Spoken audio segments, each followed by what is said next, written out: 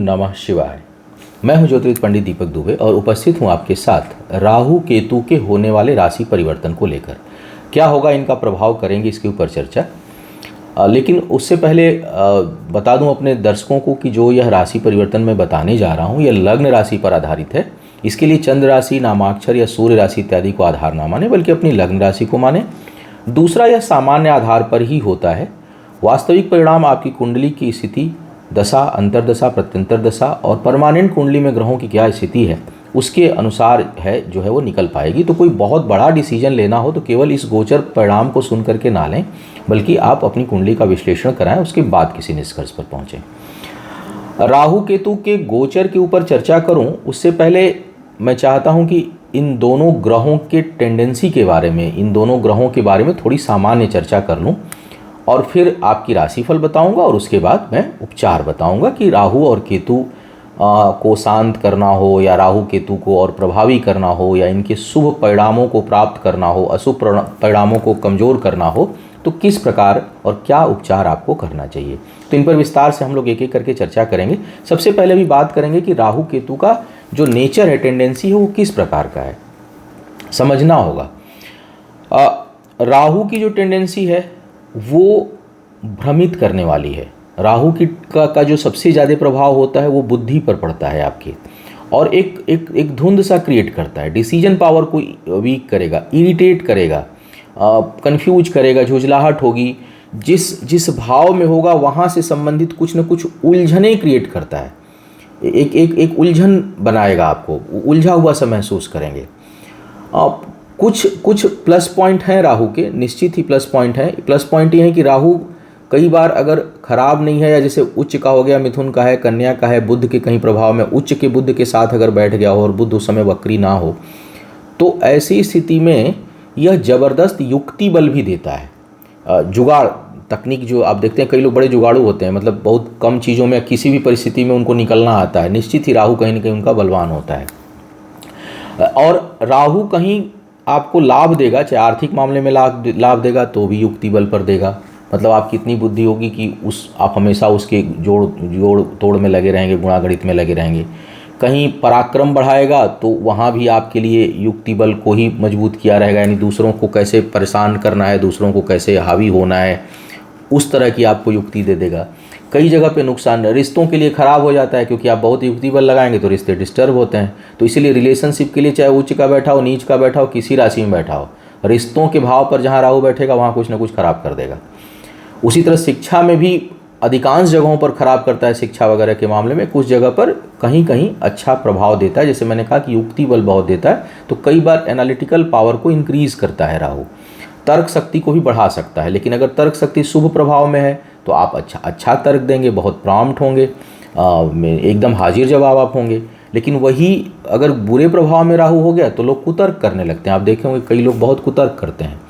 तो राहु का जो प्रभाव है वो ऊपरी सतह पर है, बहुत डीप नहीं है, दिमाग पर असर डालता है, उलझने क्रिएट करता है और भ्रम की स्थिति उत्पन्न करता है, चीज़ों को स्पष्ट रहने नहीं देता। तो या तो आपकी वही स्थिति हो जाएगी, सोच भी अस्पष्ट रहेगी, उलझा हुआ दिमाग जो है वो दे देगा राहु।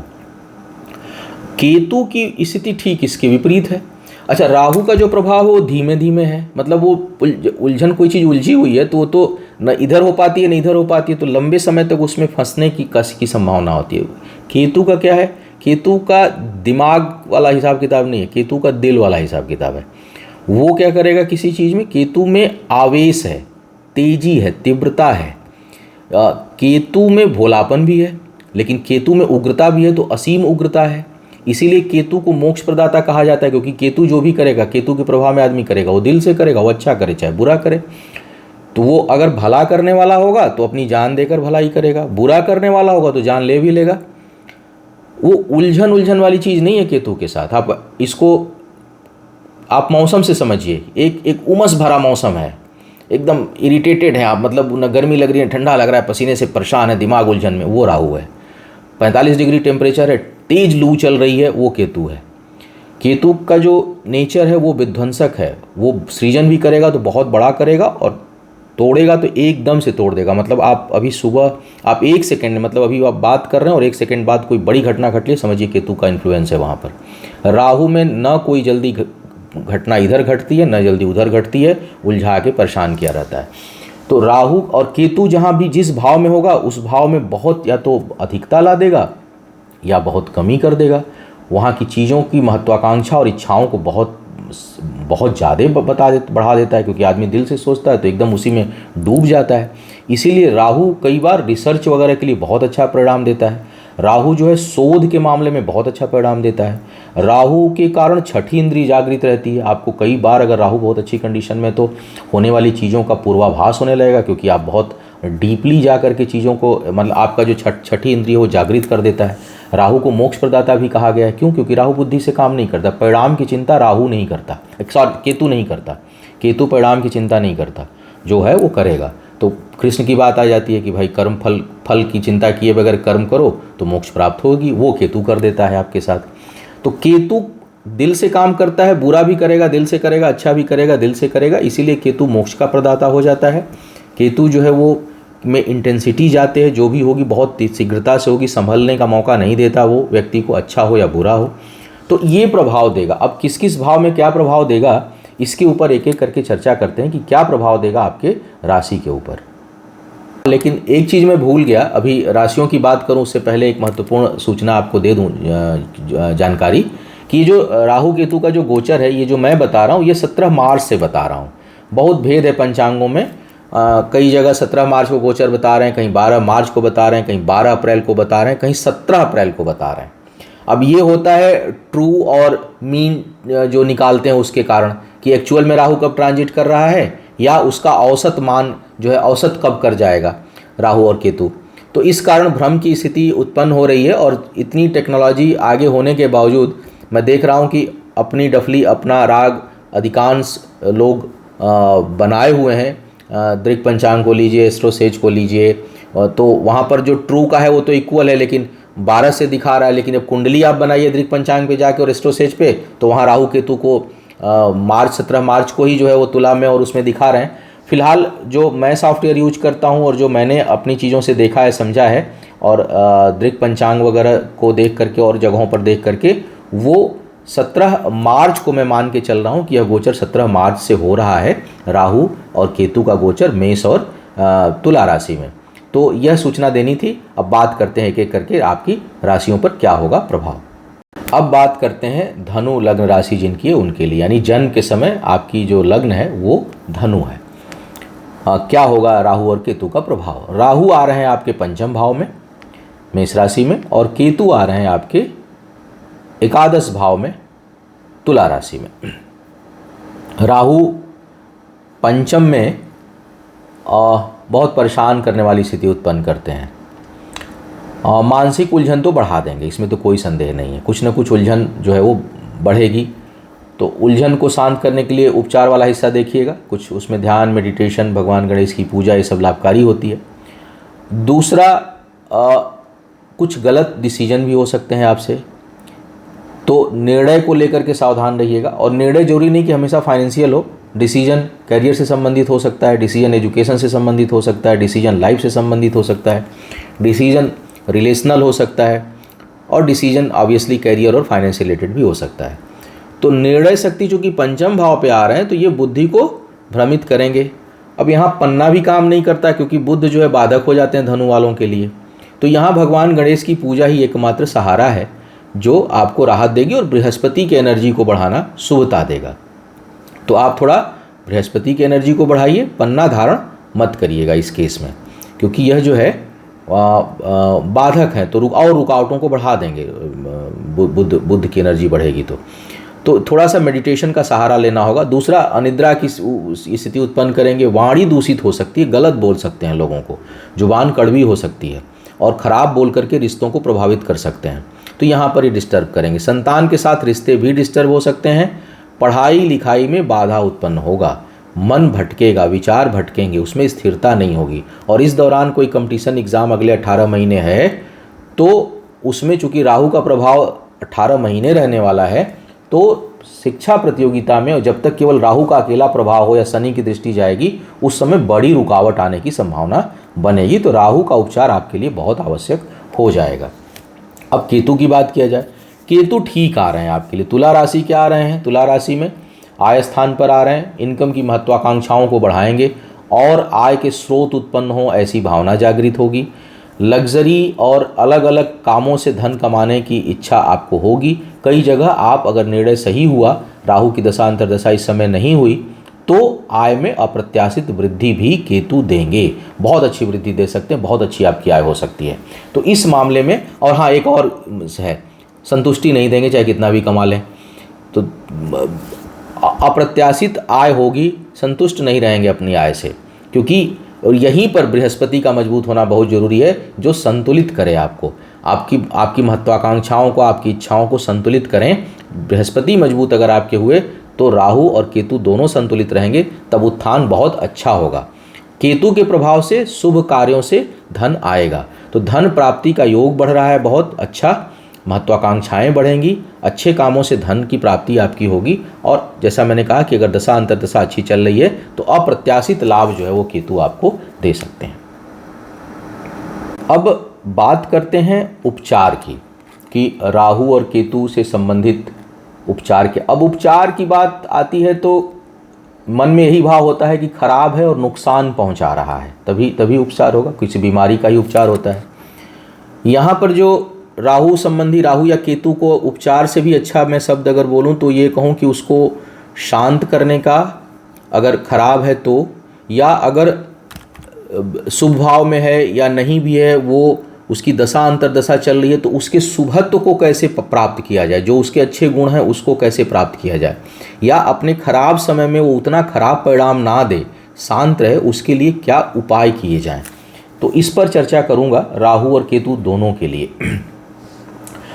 और एक देखिए, जैसे मैंने कहा कि राहु और केतु दोनों उलझने उत्पन्न करते हैं। दो तीन तरह की स्थिति होती है। उपाय जो है ना, जैसे पहली बात तो उपाय ज्योतिष का हिस्सा नहीं है, इस बात को स्पष्ट रूप से आप समझ लें कि उपाय जो है वो ज्योतिष का हिस्सा है ही नहीं। उपाय, उपचार जो है वो अलग अलग हिस्सा है और वो जोड़ कर बनाया जाता है। जैसे कि एस्ट्रोलॉजी टेस्ट रिपोर्ट है, तो जो मेडिसिन है वो उपाय है। अब टेस्ट रिपोर्ट में उपाय तो है नहीं, वो तो बता देगा कि भाई ये चीज़, ये तत्व आपके बॉडी में ये बढ़ रहा है, ये घट रहा है, और इससे होने वाली रोग की संभावना ये है, फिर इसमें ये रेमेडी होगी। अब रेमेडी में अलग अलग पंथ हैं, एलोपैथ कुछ बात करेगा, होम्योपैथ कुछ बात करेगा, आयुर्वेद कुछ बात करेगा, नेचुरोपैथ कुछ बात करेगा। तो उसी तरह से जो कुंडली जो हम देखते हैं, वहाँ पर किस ग्रह के प्रभाव के कारण यह समस्या उत्पन्न हो रही है या होने की संभावना बन रही है, ये तो ज्योतिष बता देगा। उपचार के लिए अलग अलग विधियां हैं। हम लोगों में चूँकि मंत्रोपचार को सर्वोपरि उपचार कहा जाता है, तो एक तो मंत्र के द्वारा आप शांति कर सकते हैं या उसके शुभत्व को प्राप्त कर सकते हैं। दूसरा, चूँकि पृथ्वी के हर चीज़ के ऊपर ग्रहों का प्रभाव मतलब एनर्जी का प्रभाव, ऊर्जा का प्रभाव। ग्रह कोई भूत प्रेत नहीं है कि वो आके एकदम से खड़ा हो जाएगा। हर चीज़ में कुछ न कुछ एनर्जी है, वो किस तरह की एनर्जी से इन्फ्लुएंस हो रहा है वो ग्रह हो गया। तो अब चूँकि हम लेते क्या है, हमारे पास एनर्जी किस चीज़ की, खान पान से एनर्जी आ रही है। तो खान पान में किन चीज़ों से हम परहेज करें कि उस प्लैनेट से संबंधित एनर्जी जो है वो घटे या बढ़े, तो खान पान के द्वारा भी आप चीज़ों को कंट्रोल कर सकते हैं। विशेष करके से बीमारी में बहुत काम आता है। उसके साथ साथ हमारे पद्धति में दान को भी उपचार के रूप में बताया गया है। व्यक्तिगत रूप से दान को मैं उपचार उतना नहीं मानता। दान जो है वो अनुष्ठान का हिस्सा है। जब हम कोई यज्ञ, तर्पण, कोई पूजा पाठ, संकल्प लेकर के कोई चीज़ हम करते हैं, तो उसके उपरांत जो है दान उसका हिस्सा होता है। तो राहु से संबंधित जब हम पूजा पाठ या कुछ करते हैं, तो फिर उस समय राहु से संबंधित हमें दान क्या करना चाहिए वो हमें ध्यान में रखना होता है। दूसरी बात ये होता है कि दान का मतलब होता है किसी चीज़ को देना, और एक जगह ये भी होता है कि हम उसे त्याग भी रहें, हम उसका प्रयोग ना करें। से कई बार होता है ना कि आप जो कहते हैं दान के लिए निकालें तो इसको खाना नहीं है। आप करते हैं ना, कई पहले तो कन्यादान भी लोग करते थे, हालांकि कन्यादान को लेकर के भी अब कॉन्सेप्ट बहुत लोगों का बदल रहा है। तो हम वहाँ पानी नहीं पिएंगे, या होता है कि हम चलो ये चीज़ ना मैंने दान पे मंदिर पे देने के लिए बनाया, तो आप उसमें से निकाल के खाते नहीं हैं। यहाँ पर अगर लार्जर स्केल में जो मुझे समझ में आता है, लॉजिकली देखा जाए, तो दान का यहाँ पर कुछ मतलब ये भी है कि आप जिस चीज़ का दान करें उसका प्रयोग मत करिए। जैसे राहु का ही ले लिया जाए, कि राहु के प्रभाव से अक्सर एसिडिटी और पेट से संबंधित समस्या डिस्टर्ब करती है, आपको गैस्ट्रिक की सीवियर प्रॉब्लम राहु क्रिएट करता है। तो खट्टे, और राहु के दान में खट्टे चीज़ों का दान है। खट्टी चीज़ें, इसका मतलब कि मत खाइए, परहेज करिए, दान कर दीजिए और उसका प्रयोग मत करिए। तो दान का मतलब यहाँ पर एक तो है कि भाई उन चीज़ों से परहेज करिए, उसको दूसरों को खाने को दीजिए या दान स्वरूप दे दीजिए कहीं धर्म स्थल पर। दूसरा है कि जब आप पूजा अनुष्ठान करते हैं तब उसको दान दे दीजिए। तो कुछ कॉन्सेप्ट क्लियर करता हुआ चलूँगा, तब बात करूँगा। अब एक एक राहु की बात अगर किया जाए तो राहु के उपचार क्या हो सकते हैं। राहु का तो एक तो हम बीज मंत्र का प्रयोग कर सकते हैं। अगर हमें राहु का जप खुद से करना है तो ओम रांग राहवे नमः, ये जो है रांग जो है वो बीज मंत्र है। राहु का नाम लेकर के नमः प्रणाम करते हैं। राहु को प्रसन्न करने के लिए जो है राहु के मंत्र का जप आप कर सकते हैं, जितना अधिक आप कर सकें। अगर कम से कम पूरा उतना तो नहीं होता तो प्रोफेशनली अनुष्ठान आपको कराना पड़ता है। खुद से करना चाहें तो आप बुधवार और शनिवार के दिन कर सकते हैं, और ज़्यादा करना है तब तो रोज़ करना होगा उसकी मात्रा को, तो इस मंत्र का जप कर सकते हैं। एक चीज़ ध्यान रखिए, कई बार हम लोग टेंडेंसी भी देखते हैं कि राहु का जो इफेक्ट आ रहा है वो किस सेक्शन में आ रहा है। अगर राहु का इफेक्ट करियर को रिलेटेड आ रहा है आपके जीवन में, तो उसमें राहु की पूजा तो एक आध बार आप करिए, रोज़ मत करिए, लेकिन गणेश जी की पूजा आप रोज़ करिए। शिक्षा में बाधा अगर उत्पन्न हो रही है तो वहाँ पर राहु की पूजा शांति एक आध बार करा दीजिए, उसके पूरे मंत्रों का जप अनुष्ठान और उससे संबंधित दान। लेकिन नियमित पूजा माँ सरस्वती की करिए, माँ भगवान गणेश की करिए, क्योंकि उससे शुभता आएगी। और बुद्धि, मैंने कहा ना कि बुद्धि बल को कमज़ोर करता है, तो हमें किन चीज़ों को पाना है जो बुद्धि को इंक्रीज करे। अच्छा, राहु अगर खराब है तो बुद्ध को मजबूत करने का उपाय करिए। एनर्जी कौन सी लीजिए खान पान में? हरी चीज़ों का, हरे चीज़ों का सेवन करिए, हरी सब्जियों का सेवन करिए, जूस का सेवन करिए, फ्रूट का सेवन करिए, हरे बाग पार्क में जा कर के टहलिए, हरे रंगों का प्रयोग करिए अगर बुध मार्केस नहीं है तो।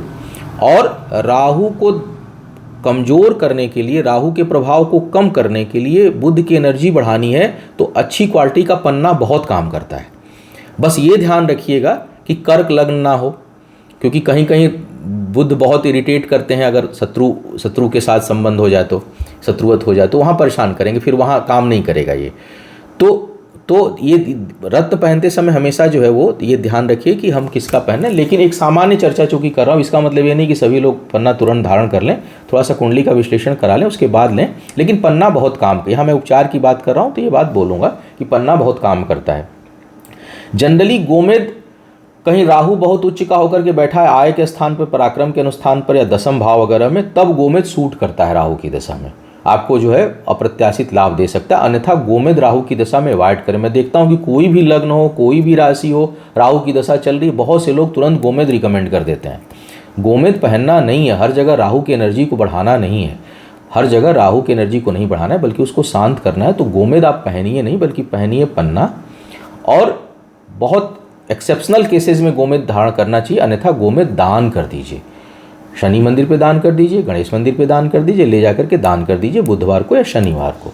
राहु संबंधी दान जैसे मैंने कहा खट्टे पर, बाकी सब शनि संबंधी दान, काला कपड़ा, काले तिल, उड़द, ये सब चीज़ें जो है राहु से संबंधित है। फलों में खट्टे फलों का प्रयोग आप राहु के दान संबंधी कर सकते हैं। और इसमें सबसे जो कारगर होगी वो होगी राहु शांति के लिए पूर्ण अनुष्ठान, उनकी पूजा, और उसके साथ साथ भगवान गणेश की पूजा अगर बहुत बाधा आ रही है।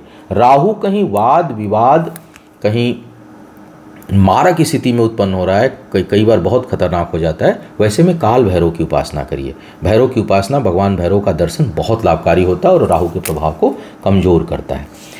केतु की बात कर लिया जाए, केतु में जो कलर यूज होता है वो मल्टी कलर यूज होता है। जब केतु में दान होगा, इसलिए केतु के दान में कंबल बताया जाता है, कई कलर हो, मल्टी कलर हो, वो कर सकते हैं। बाकी चीज़ें काली आप कर सकते हैं, काली चीज़ों का प्रयोग कर सकते हैं। साथ ही साथ अगर केतु में बर्तन वगैरह करना हो तो कांच का करिए, ग्लास, जो शीशे के बर्तन होते हैं उनका दान जो है वो, खट्टे फलों का दान आप यहाँ भी कर सकते हैं। केतु के प्रभाव में केतु से संबंधित ओम कें केतवे नमः मंत्र का जप कर सकते हैं आप रेगुलर। केतु का पूर्ण शांति अनुष्ठान करवा सकते हैं। केतु संबंधी दान मैंने बताया कि सब राहु की तरह ही होता है, लेकिन केतु उसमें कपड़ा जो प्रयोग करें वो मल्टी कलर कपड़ा प्रयोग करें। केतु की दशा अंतर्दशा हो तो उन मल्टी कलर के कपड़े का प्रयोग खुद ना करें। केतु के लिए जो धातु है, जो क्षमा करिएगा, जो रत्न है वो कैट्स आई है, लहसुनिया कहा जाता है, उसको भी तभी आप पहनिए जब केतु बहुत शुभ भाव में हो और एकदम कीर्तिदायक स्थिति में हो रहा हो और बहुत लाभ देने वाला हो। अन्यथा लहसुनिया का दान करिए। और केतु की स्थिति में भी पुखराज ज़्यादा काम करता है। केतु अगर मजबूत हो तो मंगल के रत्न को मत पहनिए, मूंगा वगैरह, वो उतना कारगर नहीं करेगा, बल्कि वो झटके से अगर नुकसान है तो और तगड़ा नुकसान करा देगा। बल्कि शुभता उसमें आए उसके लिए पुखराज पहन सकते हैं, बशर्ते शुक्र की राशियाँ लग्न ना हो, मतलब तुला और वृषभ ना हो, और या शुक्र की दशा अंतरदशा ना चल रही हो तो पुखराज आप धारण कर सकते हैं। इसके साथ साथ केतु की शांति के लिए केतु का अनुष्ठान और साथ में गणेश जी की पूजा, यहाँ भी गणेश भगवान की पूजा, क्योंकि केतु से अशुभ की आशंका होती है और बहुत तेज होती है, तो यहाँ पर शुभता देने वाले देवता की पूजा करनी होती है गणेश की। बहुत मारक बहुत खतरनाक स्थिति हो रहा है तब देवी की पूजा और आराधना जो है आपके हित में काम करेगी। तो ये जो है आप उपचार इस प्रकार। और हाँ, राहु की दशा हो, केतु किसी भी ग्रह की खराब दशा हो, व्यसन से दूर हो जाइए, क्योंकि ये ऐसे ग्रह होते हैं कि ये या तो उलझा देंगे या उसकी चाहत को बहुत बढ़ा देंगे। तो आप एक की जगह मतलब उसमें 4 गुना ज़्यादा आप उसको प्रयोग करने लगेंगे, तो बेहतर है कि उससे क्विट कर जाइए अगर दशा वगैरह आने वाली है या है तो। ऐसे भी नहीं करना, लेकिन कई लोग शौकिया करते हैं तो वो बुरा भी नहीं है, कोई किसी प्रकार का अगर थोड़ा बहुत आप कुछ कर रहे हैं अपने शौक के दृष्टिकोण से तो। लेकिन जब दशा अंतर दशा खराब हो या वैसे हो तो भैया एकदम दूर रहिए, क्योंकि ये घटना दुर्घटना को भी आमंत्रित करेगा और साथ ही साथ यह उसको बढ़ा देगा, क्योंकि इच्छाओं को इंक्रीज करता है, उलझनों को बढ़ाते हैं सब ग्रह, तो समस्याओं को और बढ़ा देते हैं और इच्छाओं को भी बढ़ा देते हैं, तो आप उसमें फंस के उलझ के रह जाएंगे, शुभता और बढ़ जाएगी। और जो है वो पॉजिटिव करना जरूरी होता है। तो इस प्रकार से आप राहु और केतु को शांत कर सकते हैं। मुझे उम्मीद है कि आप इस राशिफल और केतु राहु के उपचार के कारण आपको मार्गदर्शन मिला होगा। आपका आने वाला समय शुभ हो, आयु आरोग्य और ऐश्वर्य की वृद्धि हो। इन्हीं शुभकामनाओं के साथ आपसे विदा लूँगा। पुनः मुलाकात होगी किसी नए विषय पर, तब तक के लिए मुझे आज्ञा दीजिए। ओम नमः शिवाय।